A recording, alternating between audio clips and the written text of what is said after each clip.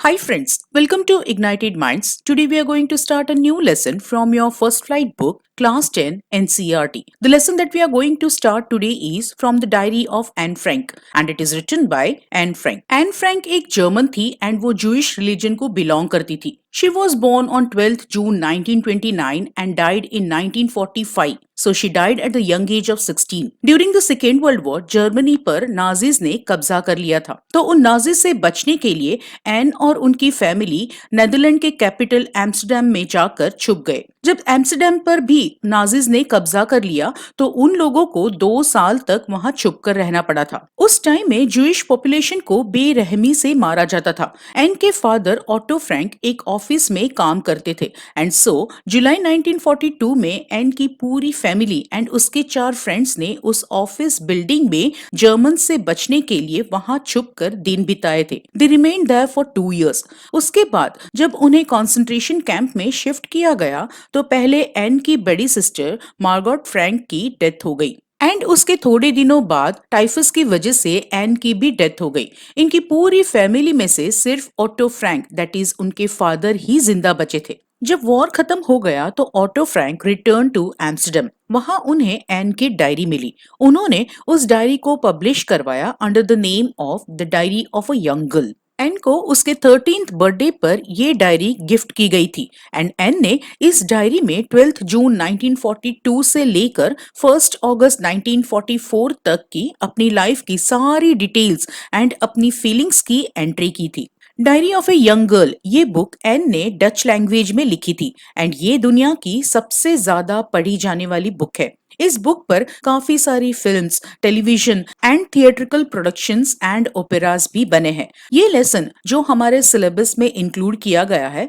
It is also a small extract from this diary. So let's begin the lesson. Anne लिखती है कि diary लिखना मेरे लिए स्ट्रेंज एंड अनोखा एक्सपीरियंस है एंड उसके लिए ये एक अजीब सा एक्सपीरियंस क्यों है, क्योंकि वो ऐसा सोचती है कि फ्यूचर में एक 13 साल की स्कूल गोइंग गर्ल की सोच, लाइफ के बारे में उसके विचार पढ़ने में ना ही उसे और ना ही किसी और को इंटरेस्ट होगा. उसे लगा कि कोई फर्क नहीं पड़ता फ्यूचर में कोई मेरी डायरी पढ़े या ना पढ़े, बट मेरे दिल में जो कुछ भी बातें हैं, मैं क्या सोचती हूँ, मेरी फीलिंग्स, ये सब मैं किसी के साथ शेयर करना चाहती हूँ and so she thought of writing it in a diary. आगे वो कहती है कि उन दिनों मैं बहुत ही डिप्रेस्ड फील करती थी. बोर होकर बिना कुछ एम के घर में बैठे रहना, ये सोचकर कि बाहर जाऊं कि घर में रहकर अपना मूड चेंज करूं. उसके मन में उठ रहे ढेर सारे सवाल, बोर्डम, उदासी, ये सब अगर वो किसी के साथ शेयर करना चाहती तो कोई उसे पेशेंटली नहीं सुनता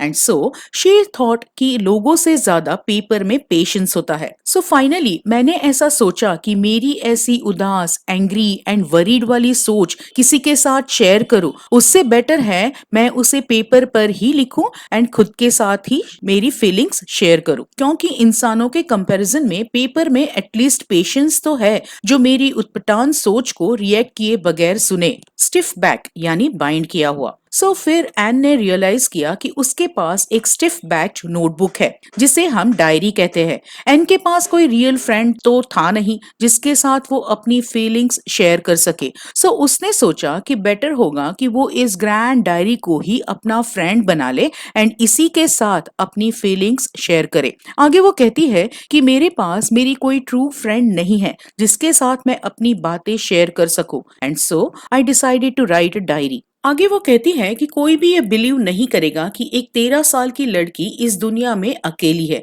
क्योंकि हर एक के पास उनकी फैमिली तो होती ही है एंड मेरे पास भी एक फैमिली है. वो कहती है कि मेरे पास पेरेंट्स हैं जो मुझे बहुत प्यार करते हैं, एक लविंग सिस्टर है और भी 30 ऐसे लोग हैं जिन्हें वो अपने फ्रेंड्स कह सकती है. सो अगर देखा जाए तो मेरे पास सब कुछ है, एक प्यारी सी फैमिली, रिलेटिव्स, एक अच्छा घर, बट मेरे पास एक ट्रू फ्रेंड नहीं है जिसके साथ मैं अपनी फीलिंग्स शेयर कर सकूं. जब वो अपने फ्रेंड्स के साथ होती है तो वो मस्ती करती है, गुड टाइम एंजॉय करती है, बट उसके पास उसका कोई ट्रू फ्रेंड नहीं है जिसके साथ वो घंटों बैठकर अपनी फीलिंग्स शेयर कर सके। उसके फ्रेंड्स तो बहुत है बट उनके साथ वो रोजमर्रा की ऑर्डिनरी बातें ही कर सकती है, जैसे हाय, कैसे हो, आज क्या किया, आज मैंने ये किया, वगैरह वगैरह। वो उनके साथ क्लोज फील नहीं करती। बट एक ट्रू फ्रेंड के साथ we can share our feelings and we can talk about anything and everything. So Anne हमेशा ऐसे ही एक सच्चे फ्रेंड को ढूंढती होती है। एन को लगता है कि ये शायद खुद का ही फॉल्ट है कि मैं अपनी फीलिंग्स किसी के साथ शेयर नहीं कर सकती, पर क्या करूं, मैं ऐसी ही हूं। I can not change my nature and so she decided to share her feelings with a diary. मैं दूसरे लोगों की तरह अपने लाइफ के फैक्ट्स बिना किसी फीलिंग्स के जल्दबाजी में डायरी में लिखना नहीं चाहती थी। मैंने मेरे इस लॉन्ग अवेटेड फ्रेंड, यानी जिसका बहुत टाइम से इंतजार था, ऐसे फ्रेंड का नाम किट्टी रखा। एंड इसीलिए हम कह सकते हैं कि उन्होंने इस डायरी से एक फ्रेंड की तरह अपनी फीलिंग्स शेयर की। एन कहती है कि अगर आज से ही डायरेक्टली मैं डायरी लिखना शुरू कर दूं, तो अगर मेरी डायरी फ्यूचर में किसी ने पढ़ी तो उन्हें तो कुछ समझ में ही नहीं आएगा कि मैं क्या कहना चाहती हूँ। एंड इसीलिए ना चाहते हुए भी मैं अपनी एक ब्रीफ इंट्रोडक्शन दे रही हूँ, सो दैट पढ़ने वाले को मेरी फीलिंग्स एंड मेरे थॉट्स समझ में आए। सो नाउ एन अपना इंट्रोडक्शन दे रही है कि मेरे फादर एक बहुत ही लविंग फादर है। उन्होंने 36 की एज पर मेरी मदर से शादी की, जो कि तब 25 की थी। 1926 में फ्रैंकफर्ट जर्मनी में मेरी बड़ी बहन मार्गोट बॉर्न हुई थी and I was born on 12 June 1929। 4 साल की एज तक एन फ्रैंकफर्ट जर्मनी में रही। उसके बाद 1933 में उसके फादर जर्मनी छोड़कर हॉलैंड चले गए। बाद में सितंबर के महीने में उनकी मदर एडिथ भी हॉलैंड चली गई एंड ये दोनों बहनें अपनी ग्रैंड मदर के साथ आकेन में जाकर रहने लगे। बाद में दिसंबर में उनकी बड़ी बहन मार्गोट भी अपने पेरेंट्स के पास हॉलैंड गई, followed by Anne in February. And Anne को उनकी बड़ी बहन को as a birthday gift present किया गया कि ये लो तुम्हारी छोटी बहन। हॉलैंड में एन का मॉन्टेसरी स्कूल में एडमिशन करवाया गया टिल शी टर्न 6 एंड उसके बाद एन ने क्लास 1 में एडमिशन ली। जब एन 6 क्लास में आई तो मिसेस क्यूपरिस, जो उनकी हेडमिस्ट्रेस के साथ साथ एन की क्लास टीचर भी थी, उनके साथ उसकी बहुत अच्छी बॉन्डिंग हो गई थी। एंड जब ईयर एंड हुआ तो दोनों रो रही थी एक दूसरे से बिछड़ने पर। 1941 के समर में एन की ग्रैंड मदर बीमार हो गई। उनका एक ऑपरेशन हुआ एंड सो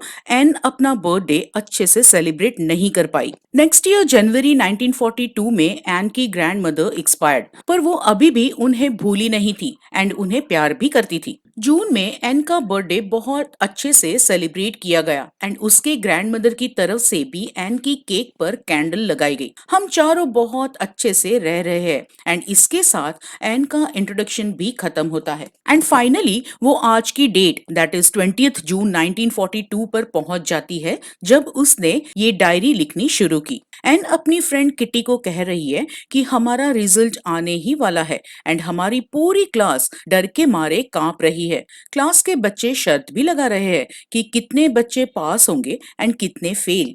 एन और उसकी फ्रेंड जीएन अपने पीछे बैठे दो लड़के सीएन एंड जैक की बातों पर हंस हंस कर पागल हो गई, क्योंकि उन दो लड़कों ने अपनी सारी हॉलिडे सेविंग्स शर्त पर लगा दी है कि वे पास होंगे कि नहीं। The nervous boys kept on saying and consoling each other that you are going to pass. इन दो लड़कों की ये बातें सुनकर जीएन उन्हें रिक्वेस्ट करती है बातें नहीं करने को एंड एन उन्हें डांटती है, but the boys continues to talk. Anne कहती है कि अगर मुझसे पूछा जाए तो क्लास के 1/4 बच्चे वीक है एंड उन्हें डिटेन कर देना चाहिए, बट टीचर्स का पता नहीं, उनका डिसीजन अनप्रेडिक्टेबल होता है। आप ये अंदाजा नहीं लगा सकते कि वो क्या सोचते होंगे। आगे वो कहती है कि मैं और मेरी सभी गर्लफ्रेंड्स तो पास हो ही जाएंगे, बट मुझे सिर्फ मैथ्स में थोड़ा सा डर लग रहा है। बट फिर भी वेट करने के अलावा हमारे पास और कोई रास्ता तो था नहीं। हम सब एक दूसरे को कह रहे हैं कि डोंट वरी, रिजल्ट अच्छा ही आएगा। हमारे स्कूल में टोटल 9 टीचर्स है। 7 male teachers and 2 female teachers.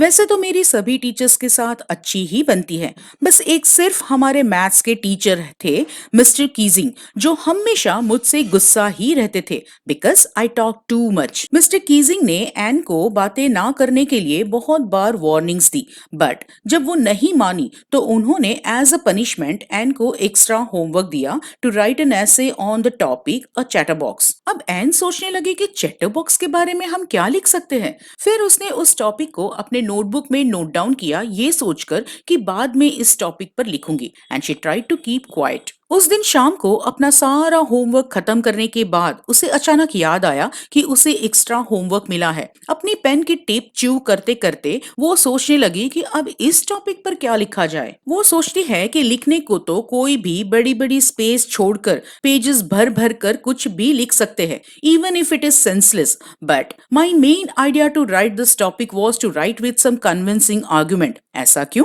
क्योंकि मिस्टर कीजिंग ने एन को बहुत ज्यादा बातें करने की वजह से ये एक्स्ट्रा होमवर्क दिया था, राइट? सो एन को ये ऐसे लिखते टाइम ये जस्टिफाई करना था, मिस्टर कीजिंग को एक वैलिड रीजन देते हुए ये बताना था कि why it was necessary to talk. उसने इस टॉपिक के बारे में बहुत सोचा। सडनली उसे एक आइडिया आया। उसे बहुत सेटिस्फेक्शन हुआ जब उसने बातें करना क्यों जरूरी है इस पर 3 पेजेस भर कर लिखा। एन ने अपने ऐसे में लिखा था कि एक स्टूडेंट की क्वालिटी है, उनकी मेन कैरेक्टरिस्टिक है बातें करना। हाँ, मैं जरूर ट्राई करूंगी कि मैं मेरी इस आदत को कंट्रोल कर सकूं, कम बात कर सकूं, बट मैं अपनी इस आदत को कभी भी क्योर नहीं कर पाऊंगी, खत्म नहीं कर पाऊंगी, क्योंकि मुझे ये क्वालिटी मेरी मदर से मिली है। उनकी मदर भी बहुत बातें करती है, अगर ज्यादा नहीं तो एन जितनी तो बातें करती ही है। एंड इनहेरिटेड क्वालिटी के बारे में कोई कुछ भी नहीं कर सकता, वो तो हमारे में इनबिल्ट ही होती है।